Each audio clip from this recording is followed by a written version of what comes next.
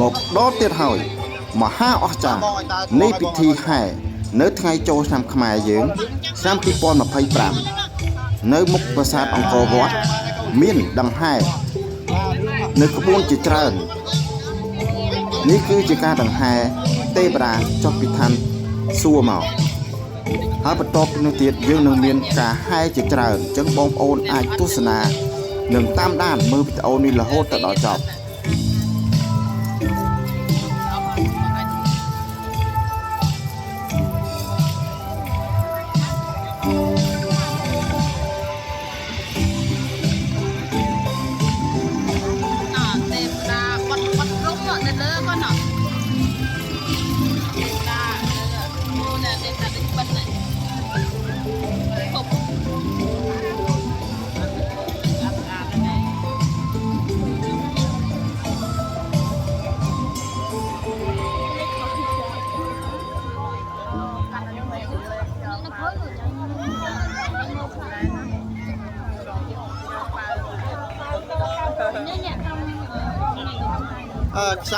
ខ្យល់ពេក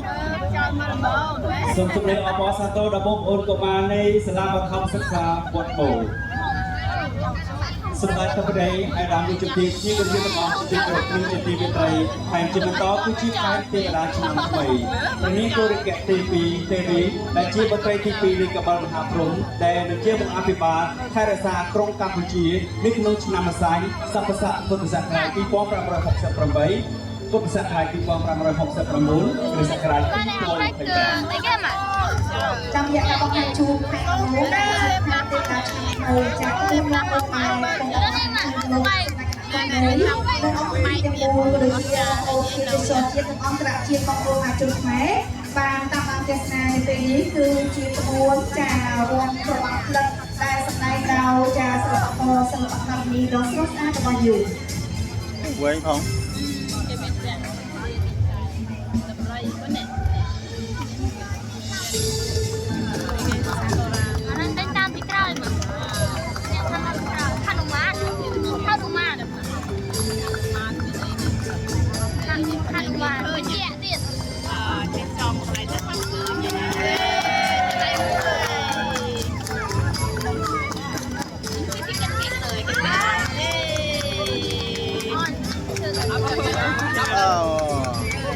មានស្វាទេណោះស្វានេះក៏ដាក់អាត្មាជាបន្តគឺជារបាំទេពនិយមដែលសម្ដែងជួយដល់ជួយឲ្យសន្និសិទបុព្វពីសិល្បៈស្រីចិត្តគ្រប់គ្រង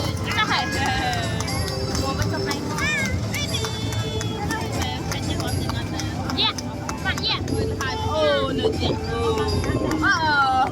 ចា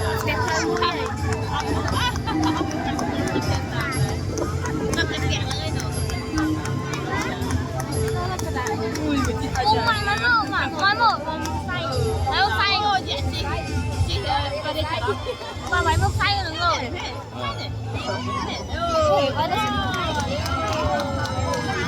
ផែនជាបន្តគឺជាផែនទេវតាឆ្នាំថ្មីព្រះនាងគោរិកៈទេវីដែលជាបត្រីទី2កបិលមហាព្រហ្មដែលនឹងជាមុខអភិបាលក្រុងកម្ពុជានៅក្នុងឆ្នាំម្សាញ់សព្វស័ក្តិពុទ្ធសករាជ2568ឈានចូលពុទ្ធសករាជ2569គ្រិស្តសករាជ2025យើងខ្ញុំទាំងអស់គ្នាជួយប្រវត្តិសូមបួងសួងដល់ព្រះរាជាថ្មីសូមប្រគល់ព្រះពរសម្ដេចព្រះរាជាជាដល់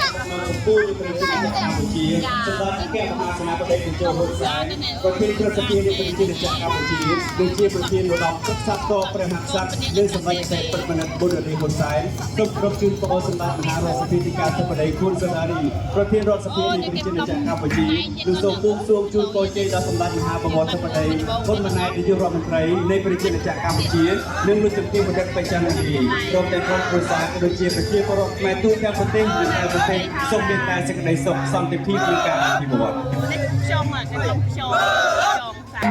អូនទេវតាឆ្នាំថ្មីក៏បានរំលងអស់ទៅបន្តទៀតជាមួយនឹងការបង្ហាញនៅក្បួន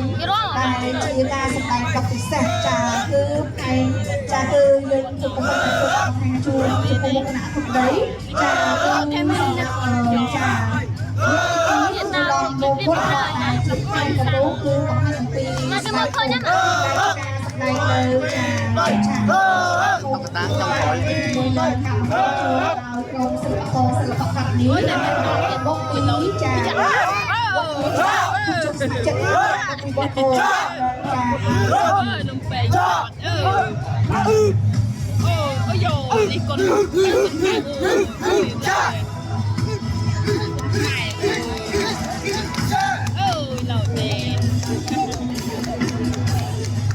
ជាបន្តគឺជាផែនឬច្រត់លខោនខោល អើយមិនយ៉ាងហើយដល់កាត់ញើមកទីបើដល់ខ្ញុំក៏មកទីមកពីរហើយខ្ញុំនិយាយជាមួយមាននិយាយទៅអង្គ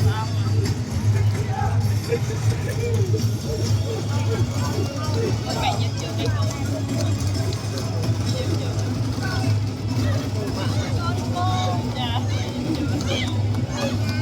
អាយ៉ានោះ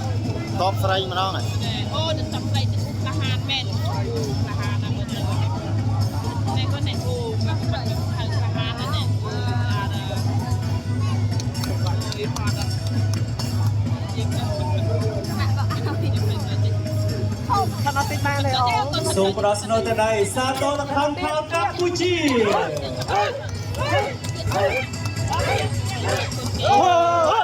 សូមអរគុណដល់សិល្បករ តើបងណាខ្លះ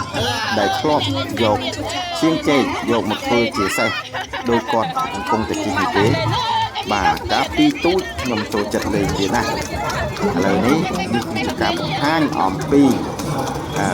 ក្មេងៗកាលពីសម័យមុនគេលេងតាមបែបជីកនេះហើយក៏ជាក្បួនមួយដែលគេចង់ប្រាប់អំពីការលក់នៅរបស់ធម្មជាតិរបស់យើងបាទមានផ្លែគុយជាដើមនេះអ្នកមីងនេះកំពុងតែលក់ផ្លែគុយបាទហើយនៅខាងក្រៅទៀតក៏មានការបង្ហាញនៅក្បួនជាច្រើនទៀតដែលមិនទាន់អស់ទេអញ្ចឹងសូមអស់ទៅណាអាចទស្សនាមើលបន្តទៀត អូនឹងជាការទៀតទៅ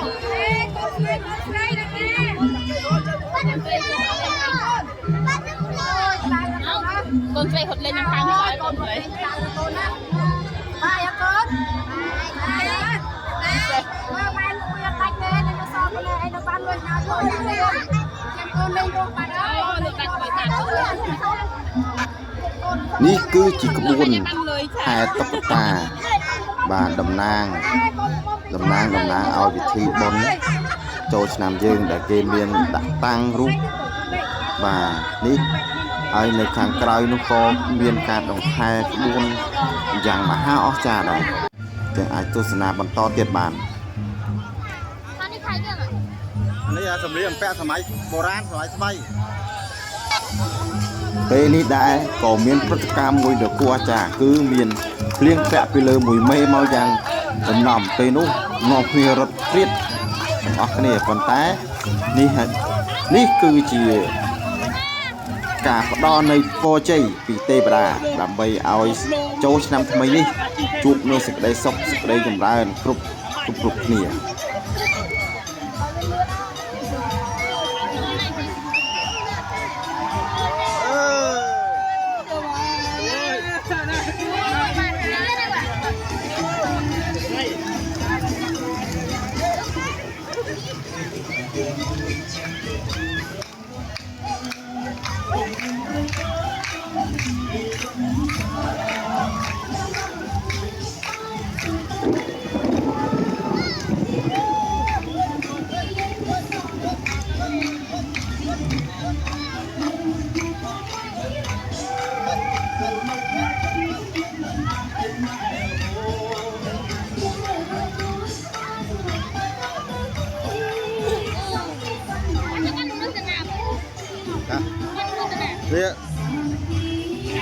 វាអស់ខ្យល់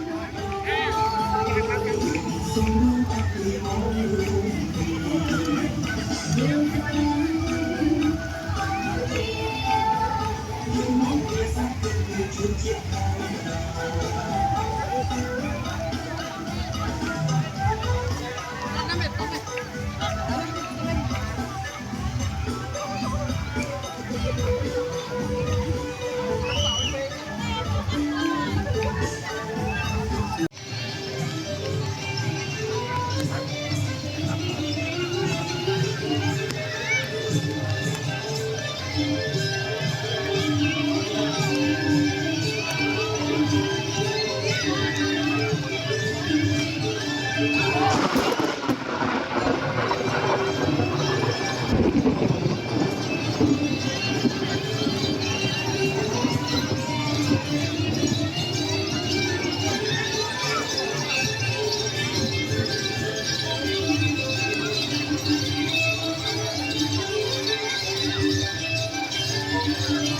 ជាបន្តបន្ទាប់គឺជាខែរបស់ប្រជាប្រិយដែលក្នុងការសម្ដែងយុទ្ធនាការនៃវិទ្យុវិទ្យុដែលសម្ដែងយុទ្ធសាស្ត្ររបស់ក៏ដូចជាសង្កាត់លោកពីការសកលជាតិនេះផងដែរ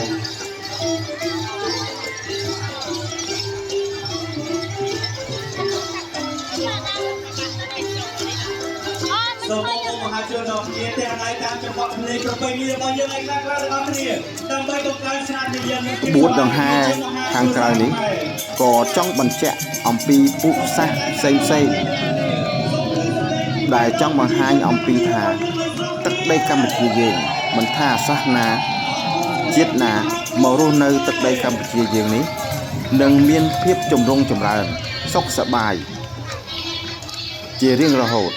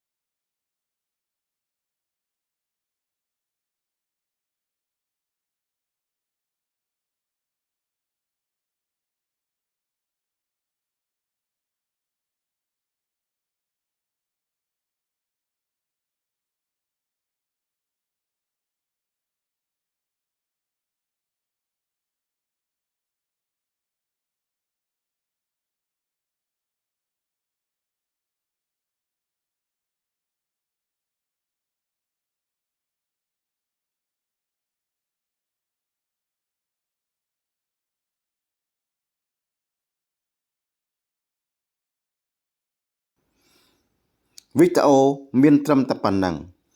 បាទអញ្ចឹងសូមបងប្អូនជួយ Subscribe វីដេអូខ្ញុំម្នាក់មួយផងដើម្បីជាផ្ដល់កម្លាំងចិត្តឲ្យខ្ញុំនៅធ្វើនៅវីដេអូក្រោយៗទៀតនៅមហាអស្ចារ្យនៃរាជាណាចក្រកម្ពុជាយើងនេះបាទសូមជម្រាបលាសូមអរគុណ